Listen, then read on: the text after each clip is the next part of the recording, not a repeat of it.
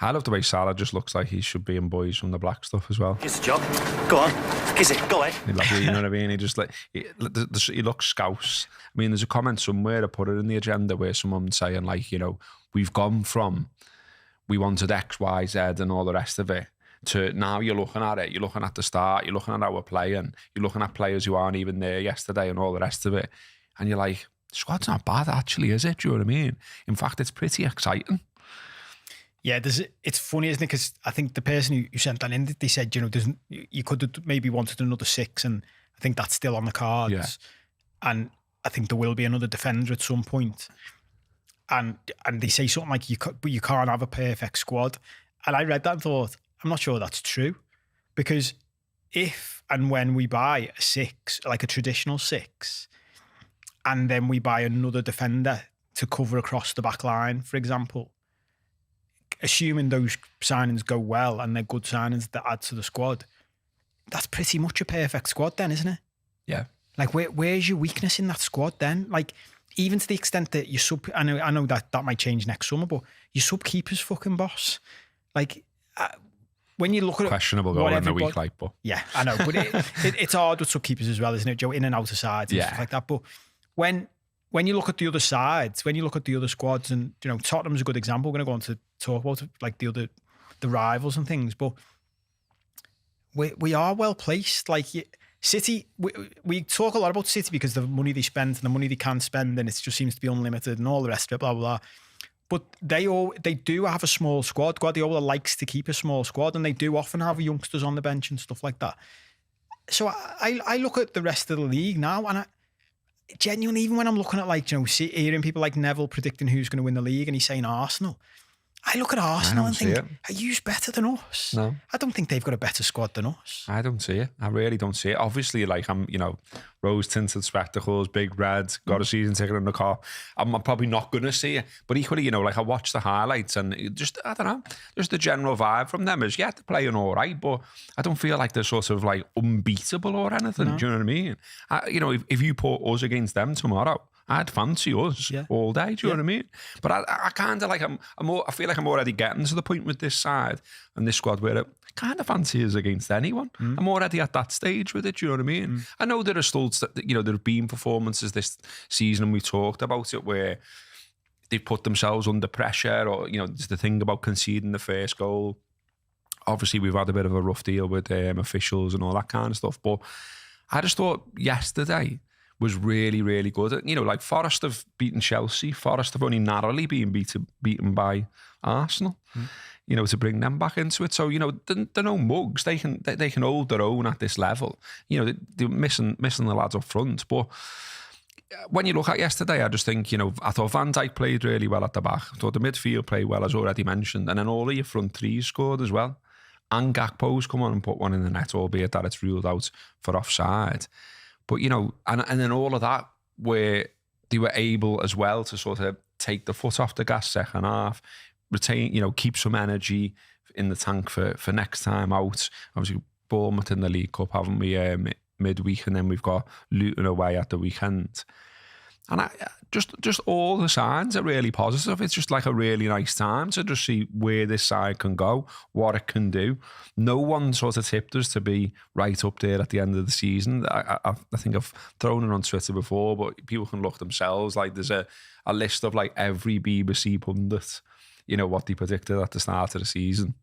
I don't think anyone had us first or second. I think I'm right in saying maybe one out of like sort of, you know, a shitload of them. So no one fancied us really. But yeah, there's a nice line.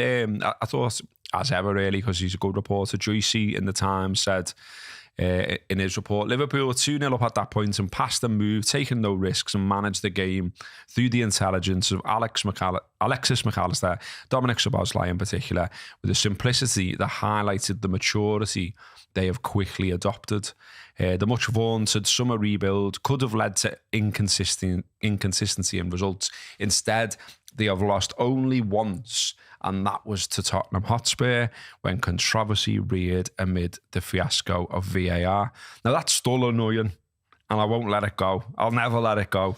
But equally, I mean, even sort of like not allowing that to sort of seep in, not allowing that to become a negative. They've just sort of gone, okay, yeah, we've been had off. And obviously, like the club, you know, got the fists out a little bit and tried to sort of kick up a bit of a fuss. But, you know, I kind of think what I'm saying, like mentality-wise, you could imagine that could affect you. Do you know what I mean? Where it just seems to just sort of gone, no, we're sound. We'll keep going. We know. I always think with players as well, like I'd love to be a fly on the wall at the training grounds at Kirby. They'll know themselves. All this stuff we're saying, they've got to be saying to themselves, we're all right, you know. Yeah. We're sound here, you know. We've got a chance here, you know. Well, we've said this, and you mentioned it in your agenda, that and we haven't said it yet, but I was criticising Van Dijk a few weeks ago, and I know some people pushed back on that, but I think, you know, he wasn't. And look, I said at the time, and still say it now, I'm setting his bar as his bar. Yeah. And his bar is arguably, like I've seen people say in recent weeks, maybe the greatest ever defender. Like, it's mad that you've got a player who might be the greatest ever defender of all time in football. Yeah, I mean, come on. Like, what a thing. And even if you can argue about that, which you can, of course. Yeah, but years ago, we had a phase where for years and years and years, you would talk about the best players you'd seen or the best players that played for Liverpool or whatever. And if you talked about centre-halves, someone would always say Alan Hansen, wouldn't he? Yeah. And now someone will always say Van Dijk. Yeah. That's how good he's been. Yeah. That's the level he's hit over and over again. Exactly. Exactly. And so that's when I was criticising, I was holding him against that standard and saying he hadn't got there. But in recent weeks, he has just quietly started to re-exert his authority. Do you know, that's what it looks like to me. It's like he's stepped up again to be like, I just need to do that thing we've criticised him for over the years of like, sometimes he's just a little bit lackadaisical. And it's like, well, maybe I just need that extra yard, like that extra push, that extra. There are bigger tests to come, obviously. But I think things like that help. And then when you've got Szoboszlai coming in with that type of mentality, you've got a World Cup winner coming in, and you add that to what we already know Mo Salah's like. Yeah. Like Mo Salah, he knows his age, he knows his contract situation. There's the Saudi thing in the background. Mo Salah will be there going, let's win every competition this year. That's it. It's as simple as that. So there will be that behind the scenes. And you've said in the past, we all know this. We like being the underdog. It suits us being the underdog. It suits us, no one predicting us to win. It will help Klopp to be able to say to them, no one thinks you can win this league, you know. And we play City in a few weeks, and by then we could be in a really good position. And on top of all that, you've got the fact that we're not in the Champions League for this phase. We talked about this on another show the other week about games you wish you could have changed. And when you look back at the history, there was like, yeah, but if we'd have changed that, I think it was the Europa League win or getting in the Champions League a year earlier, you'd have had European footy the year after, and you wouldn't have had as much time to train and all the rest, and it would have had a knock-on effect.